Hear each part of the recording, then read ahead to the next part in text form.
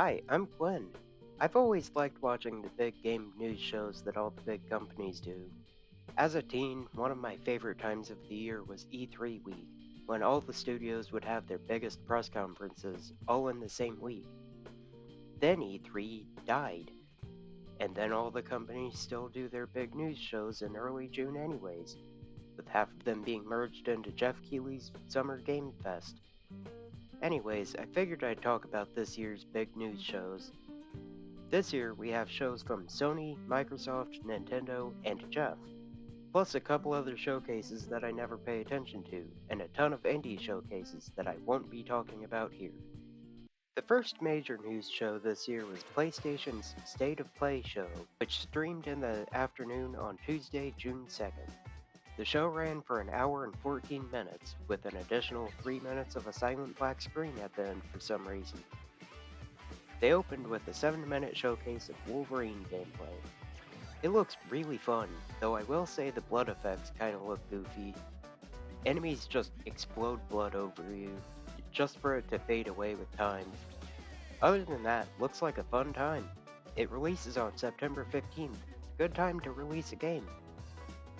Next up, a batch of character reveals for Marvel Tokon, being Magneto, Green Goblin, and Carnage. Cool picks, though kinda odd that half the villains are Spider-Man villains, but they're cool 2 picks. Carnage is voiced by Freddy Fazbear. Next, Rayman Legends Retold. This leaked like crazy, and I'm glad it did because it got the disappointment out of the way. There is no point to remaking Legends of all games. Legends is one of the most timeless 2D platformers I've ever played. The remake does look fantastic visually. Problem is, it's next to one of the greatest looking games of all time. Anything else is a huge downgrade. It is nice that it has new levels, it includes Rayman Origins, and it's only $40. It still should have been a new game. Either way, it releases October 1st. Good time to release a game. Up next is Banjo the Chef, a Dave the Diver prequel, then an update on Kamuri. I thought this game looked neat when they last showed it at the Game Awards 2.5 years ago. It still looks neat, with actual gameplay this time. It's always good to see Yukumi Nakamura. Next is another trailer for Tomb Raider Legacy of Atlantis. It looks great, though I got this weird vibe that they might be using AI on this. Surely that's not the case, I mean it's just a random feeling out of nowhere. Oh. Next, a dino survival game called The Lost Wild, an update on Phantom Blade Zero. I feel like I've been seeing this one a while. Dune Awakening. This is not out yet? Oh hey, it finally releases September 22nd. Good time to release a game. A remaster of Dynasty Warriors 3. Pretty neat. Releases October 1st. Good time to release a game. An update on No Rest for the Wicked. A new trailer and a demo out now for Onimusha. Full game releases September 25th. Good time to release a game.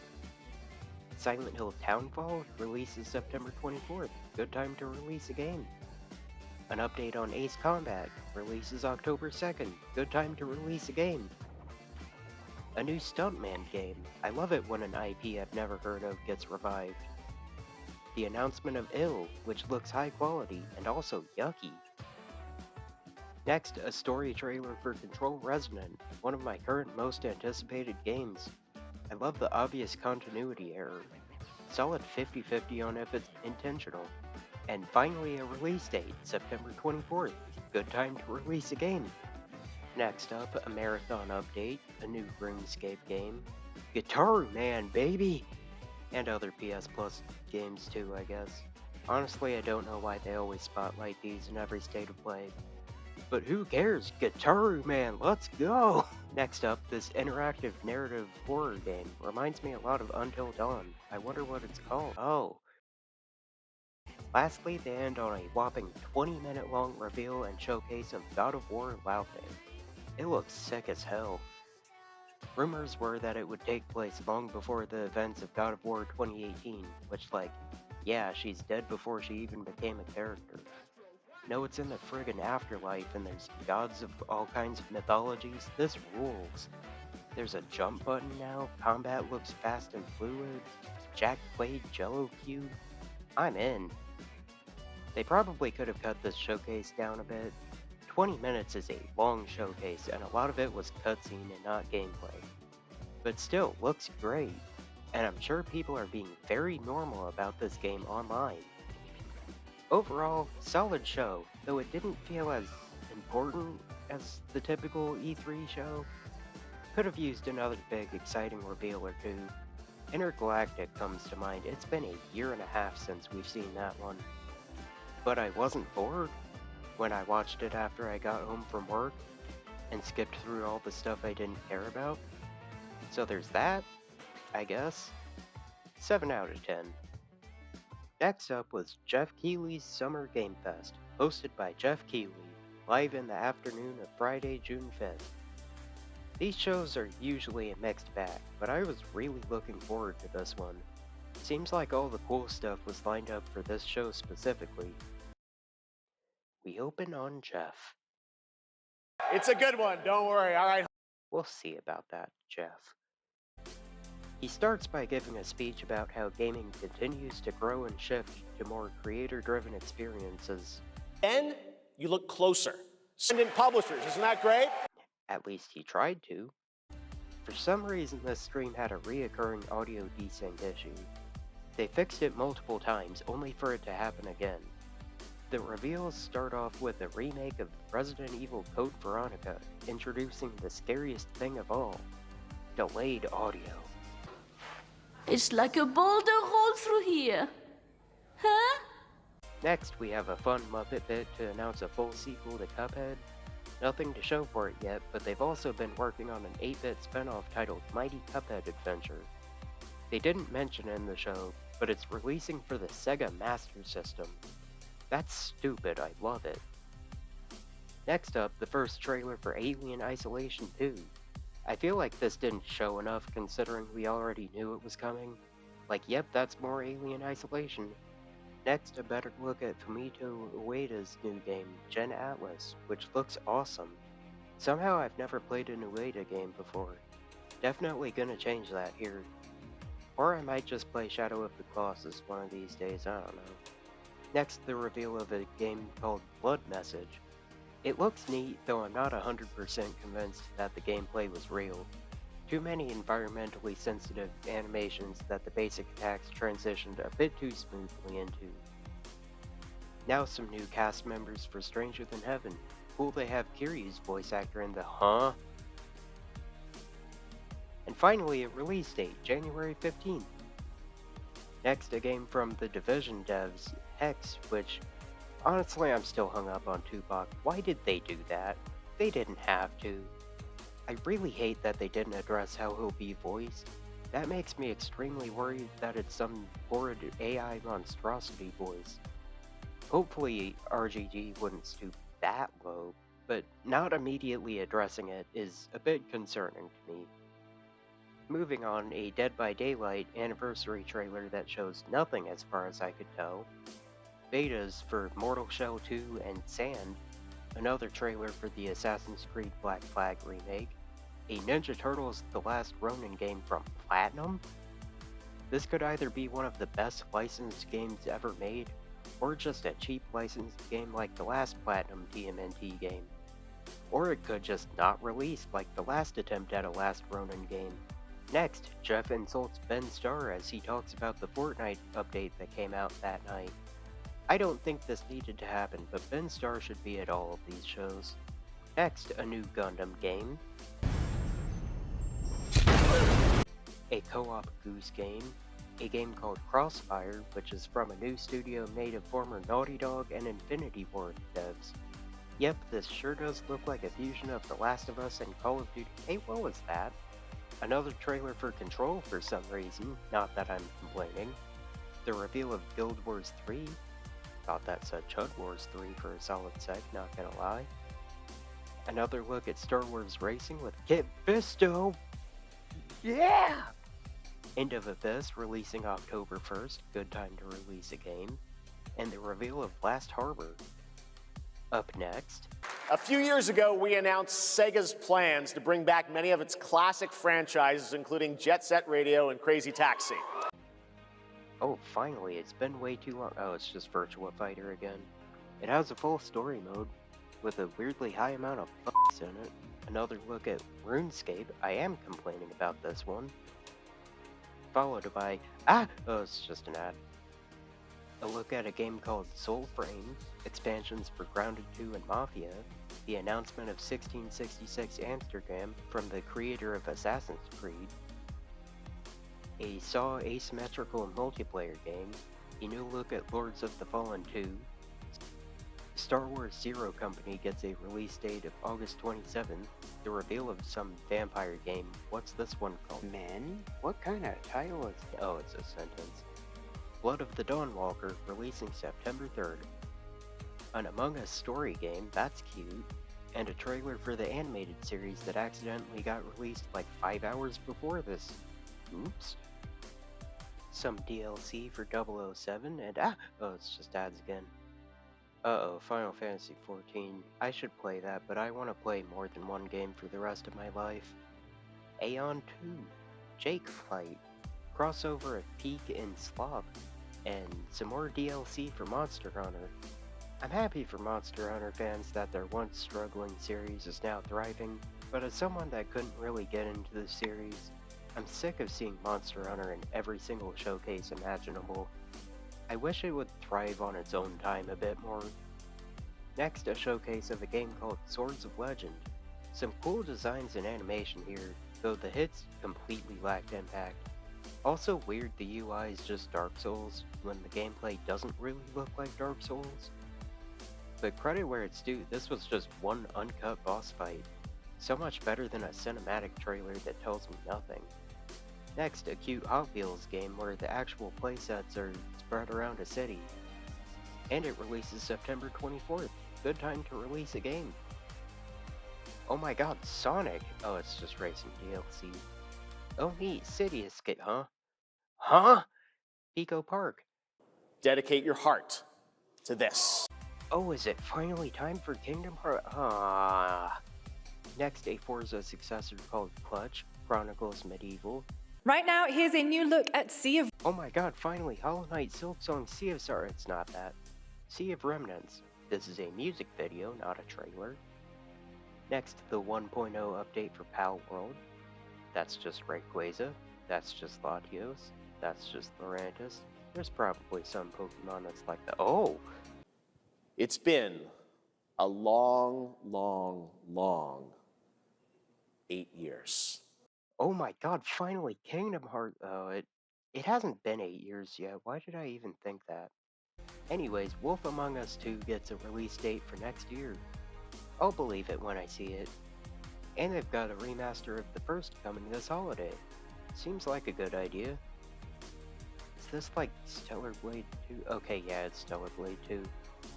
Looks pretty fun, but I really don't like how baby-faced the girl is. Also, people pointed out that some textures in the key art background are clearly AI generated, so that sucks. Next up, the next year of Street Fighter 6 DLC, being Yasmin, Arjun, and Bosch. Weird they only have 3 this And lastly, as the grand finale, an extensive look at the final part of the Final Fantasy VII Remake series, now titled Final Fantasy VII Revelation, which looks incredible. Overall, very good show. Has the typical Geoff show issue where it starts off extremely strong, slows down a bit, and then completely loses steam from the halfway point up until the last 2 to 3 announcements.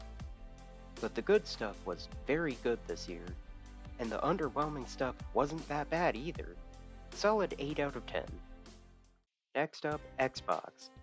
I'm not an Xbox person, like even remotely, but for some reason they get all of the Persona trailers these days, so here I am. This show was on Sunday, June 7th, a bit earlier in the day than the other shows this year. It ran for an hour and 10 minutes, plus an additional 30 minutes of a Gears of War showcase following immediately after. They opened with a 7-minute showcase of Gears of War E-Day, which seems like a bizarre choice to me given the even longer showcase of it at the end of the show.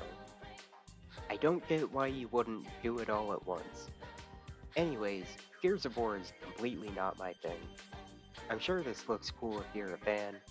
It just looks like any other military tough guy gun game to me. But it'll release on October 8th, exclusively on the Xbox, despite evidence of a PS5 release before this show. Next, Fable gets a release date of February 23rd, the Halo remake gets a release date of July 28th. I might give this one a shot, I've never played a Halo game before. Resonance: A Plague Tale Legacy gets a release date of August 27th. Oh hey, would you look at that, Persona 4 Revival. It looks really great. Visuals are as stylish as ever, animations look really smooth. The new song in this trailer fits right in with the original soundtrack. Voice acting is gonna take some getting used to. Chie and Marie sound great, Yu seems pretty good. I feel like I didn't get enough of a feel for Yukiko, Rise, Kanji, and Naoto. Why does Teddy sound like that? And Yosuke's new voice actor has the unfortunate position of not being Yuri Lowenthal. I don't think anyone else could be a good enough Yosuke for me, honestly. I can't help but notice Adachi doesn't speak. No one else can voice him, so it'll be really weird if they try. Overall, I'm more impressed with this than I expected to be. I might actually pick this up despite having already played Persona 4. It releases February 18th. Moving forward, a State of Decay 3 trailer, a Sea of Thieves update, a trailer for Metro 2039, a silly bird game called Bad Magpie, Wolong 2, a game called Join Us where you build up a cult, a new Hellblade game just called Senua, a Fallout 76 update. This game's still getting updates? Doom the Dark Ages DLC releasing July 7th, finally a new look at Crazy Taxi. Why did Geoff name drop it only to not show it? Next, a clear green Series X console for the 25th anniversary of Xbox. More companies should do clear colored consoles. Continuing on, an Age of Empires 4 expansion, Minecraft Dungeons 2, a first-person shooter where you play as a magician called Magicians the Devil Steal. Really fun idea for a game. Valor Mortis, releasing September 24th, good time to release a game. An Elder Scrolls Online update, a Microsoft Flight Simulator update, where winds meet. Oh nice, another look at Castlevania Belmont's Curse. This game looks so good, and it's releasing October 16th. Can't wait. A cute point-and-click game with a 90s anime art style called Vivarium. And oh hey, there's the announcement of the sequel to my favorite game of all time. Huh. This trailer doesn't show much at all. It seems like they're going for more of a horror vibe with this one. That seems like an insanely cool direction to take Persona in to me. I can't wait to see more of this one. And oh my god, a new Spyro game. I fully thought the series was dead. And this is from Toys for Bob, who did the Trilogy remake. Cool they're still working with Activision despite being indie now. Next, a new look at Clockwork Revolution. This game looks really cool, and it's an Xbox exclusive. Nice for Xbox guys to get a fresh new game exclusive to their console. Not nice for me, who doesn't own an Xbox and has no plans on changing that. And now they have one last reveal. It could be anything with some of the crazy stuff they've had in its Call of Duty. Overall, it seemed like an incredible showcase for Xbox fans. For me personally, there was a ton I just had nothing to say about. And even then, there were some games that I'm really looking forward to. I will say this showcase could have used a bit less. Like, cool, Game Pass is great. I feel like you could shave off a significant amount of time with how many times they showed that. Trying to be objective, this is like a 9 out of 10 showcase. There's something for everyone here and not really any complete fluff games. For me personally, 8 out of 10. Lastly, a Nintendo Direct. I am very much a Nintendo guy, so this was my most anticipated show of the year.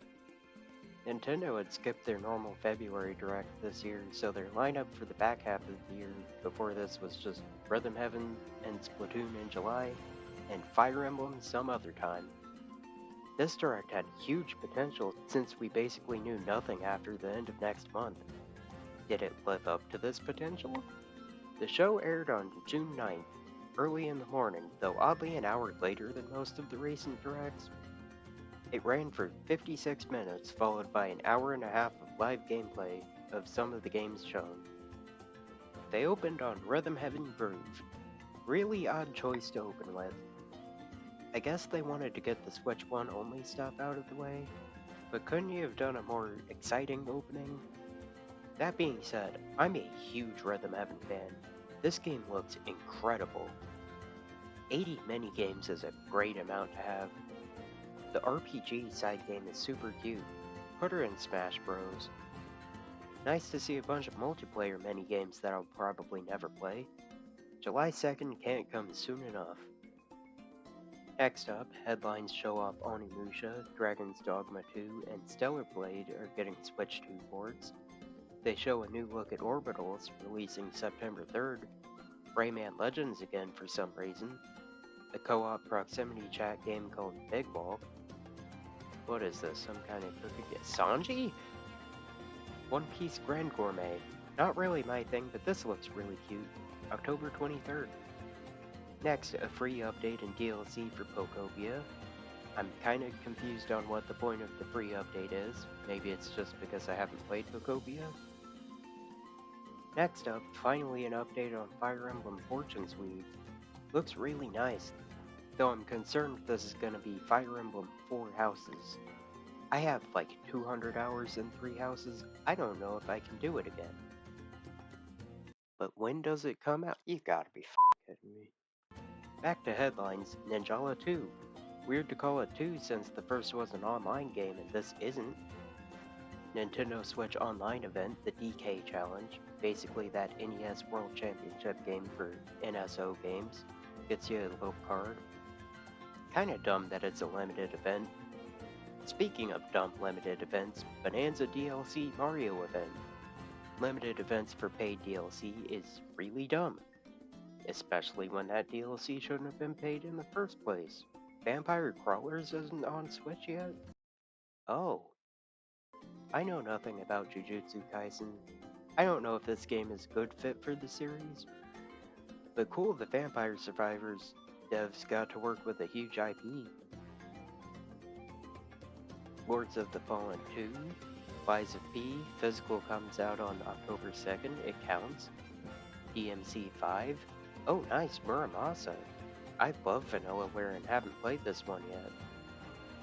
Switch 2 editions for all 3 Xenoblade Chronicles. Oh hey, look when Xenoblade 2 physicals release. And a new story in the Xenoblade series is about to begin. That's how you announce the next Xenoblade? Oh cool. Switch Sports DLC on Woohoo Island. That's fun. It is DLC, right? Oh dear, it's not DLC. RuneScape, f*** off. Let's see, Now Boarding, Hello Kitty Party, and Star Fox? Why were these two lumped into the same headline? A console remake of one of the Final Fantasy mobile games, Piku Niku 2, Dragon Quest Monsters gets a gameplay reveal, finally another Duskbloods trailer. That showed nothing. Beta this summer. I still don't fully know what this game is. Splatoon Raiders gameplay gets a dedicated direct in a couple weeks. I'm surprised there's still enough to show for a direct. Unless it's like Mario Kart World where the direct shows nothing. Let's see, what is the... Toby? Already? And it's out in 2 weeks? Huh? Metaphor finally comes to Switch 2. Minecraft? I guess it didn't get a dedicated Switch 2 port yet. And now it's Sizzle Real Time. Atelier Caria, Warhammer Space Marine 2, Observer System Redux, DayZ, Metal Gear Solid 4, Rise of the Tomb Raider, Tales of Eternia Remastered, SnowRunner, Fitness Boxing 3, Everbloom, and Final Fantasy XIV. Oh, finally, Kingdom Hearts gets a real Switch release. What's next? They show Kingdom Hearts 4? Yeah, obviously not. Huh? And lastly, a full remake of The Legend of Zelda Ocarina of Time. I don't care, man. That was a solid direct, though it was a lot of ports and RPGs. The first party showings were kinda awful. Just updates on announced games, Xenoblade, which is a series I haven't gotten into yet, and 2 games that I really don't think should exist. There was plenty to excite me, but it was a fairly weak direct. 7 out of 10. Overall, this was a very good year for game showcases. Not all shows were perfect, but E3 never was perfect. Every showcase had multiple games that got me very excited. I'd give this year's summer shows an 8 out of 10. But what even is there to play in the back half of September? Maybe something that wasn't in these showcases. There we go.